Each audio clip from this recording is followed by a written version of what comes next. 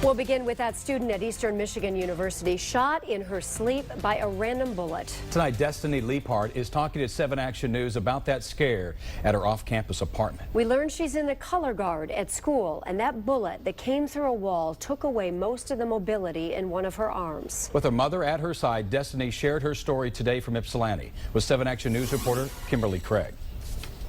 It's just scary because it happened to me and I wasn't doing anything to even put me in danger. I was sleeping. It was around 1:30 early yesterday morning, and Destiny Leapart, a student at Eastern Michigan University, was fast asleep in her Peninsular Place apartment when she heard a noise. I was asleep and I had heard a pop, and then I felt a pain in my arm, and I thought my shoulder just popped or something. Blood all over my hand. And I had lifted up my sweater and I saw the hole.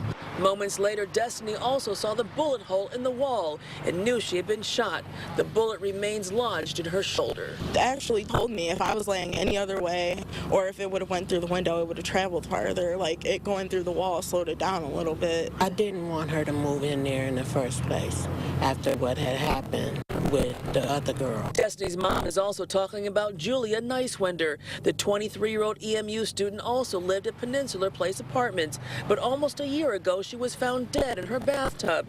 Her death was ruled a homicide that remains unsolved, and there have been other reported assaults. I've always felt safe on campus. Once you walk off campus, I've started to feel less safe. Thomas, a senior at Eastern, also lives here and says after Destiny was shot yesterday, Peninsular Place management told residents in an email that they're installing security cameras. Well, they've ramped up security and they told us that that'll be through Thursday, which I don't see how much good that does, that, you know, a girl got shot, so we have increased security for 3 days. As for Destiny, she plans on moving into a dorm room. I've been nervous living here, but I never would imagine that it would escalate to something like this. In Ypsilanti, Kimberly Craig, 7 Action News.